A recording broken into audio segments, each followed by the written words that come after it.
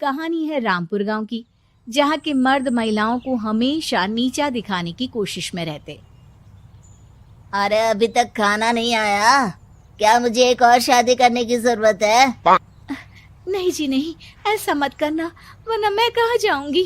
खाना लेकर मैं अभी आई जी। गांव की पंचायत में भी फैसले हमेशा औरतों के खिलाफ ही रहते। मैं जो फैसला सुनाता हूँ वो भगवान की आज्ञा होती है। इस लड़के ने अपने मन से शादी करके अच्छा नहीं किया।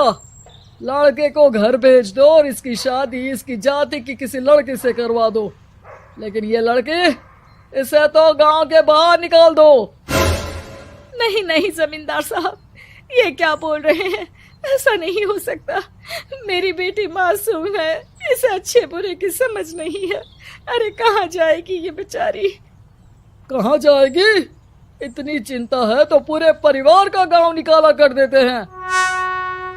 बेचारे पूरे बसे बसाए परिवार को गांव छोड़ना पड़ता है।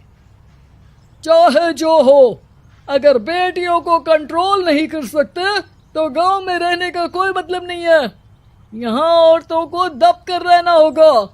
कोई भी अपने हिसाब से कुछ नहीं कर सकता, सब ईश्वर की मर्जी से ही होगा। तभी गांव का एक आदमी दौड़ा दौड़ा आता है। सरपंच साहब, जमींदार साहब, वो कालिया है ना, उसकी बेटी पढ़ने के लिए शहर जा रही है। अच्छा, ये कब हो गया? और कालिया की हिम्मत कैसे हो गई ऐसा करने की?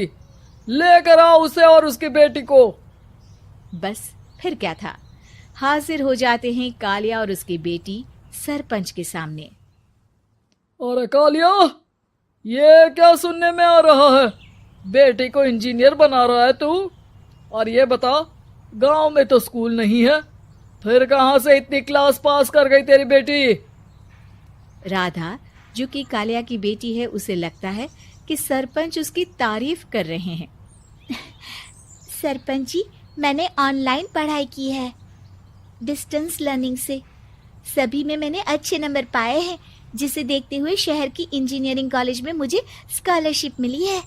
वाह जी वाह, क्या होती है ये? पहले तो ये बताओ, फिर आगे की बात करते हैं। पूरा गांव राधा की बात सुन रहा था और राधा बोलती जा रही थी। तो ऐसे मैं फ्री में एक अच्छी शिक्षा लेकर गांव में जो कुछ परेशानियां हैं, जैसे बिजली, पानी और इंटरनेट जैसी समस्याओं के लिए काम करूंगी। मैं गांव को शहर से जोड़ने के लिए पुल का निर्माण करवाने का प्रस्ताव रखूंगी। मुझे पूरी उम्मीद है कि जल्द ही हमारा गांव भी तरक्की की राह पर चल पड़ेगा।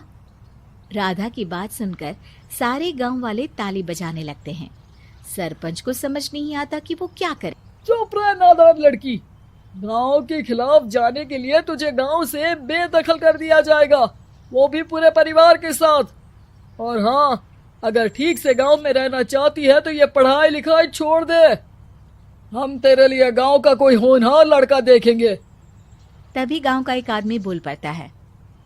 अरे नहीं नहीं सरपंच जी, राधा बिटिया जो बता रही है, अगर वैसा हो जाए तो हम लोगों को पैसा कमाने के लिए बाहर नहीं जाना पड़ेगा।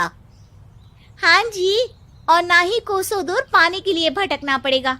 हमारे बच्चे भी अच्छी पढ़ाई कर सकेंगे और आगे बढ़ेंगे, ना कि हमारी तरह खेती करते बैठेंगे। क्यों गांव वालों, राधा बिटिया का साथ देना चाहिए ना। सरपंच देखता है कि गांव राधा के साथ है तो वो चुप हो जाता है। वो घर आकर अपने सलाहकार से बात करता है, जो बहुत ही चालाक किस्म का इंसान होता है। अरे सरपंच साहब, आपको बहुत ही होशियारी से काम लेना पड़ेगा।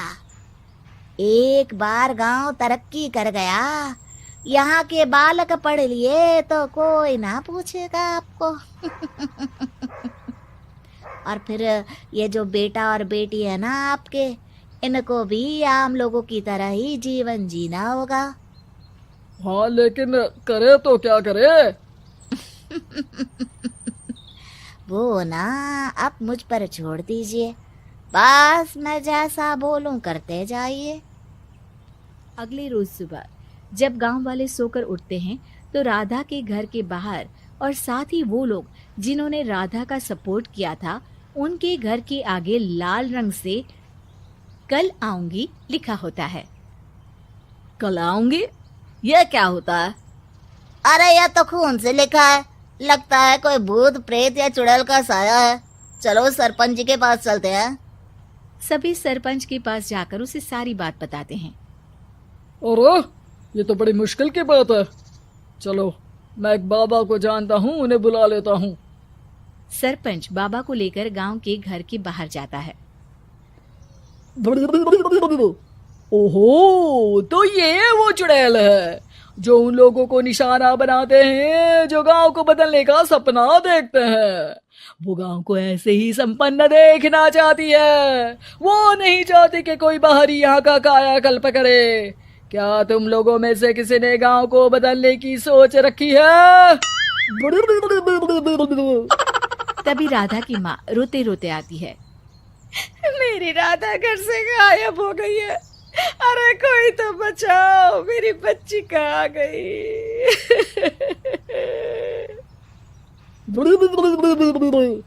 ले गई वो चुड़ैल, तेरी बच्ची को ले गई। अब वो उसे श्रापित करके छोड़ेगी, उस पर चुड़ैल का साया हो जाएगा। तभी बुरी सी हालत में राधा भी वहां आ जाती है। उसके बाल चुड़ैल की तरह फैले होते हैं और कपड़ों में खून लगा होता है। सभी राधा को देखकर डर जाते हैं। माँ, पता नहीं मुझे कौन उठा कर ले गया था। अरे दूर दूर हो जा चुड़ैल, अब हम लोग इस गांव में नहीं रुकेंगे। अरे कैसे बातें कर रहे हैं आप?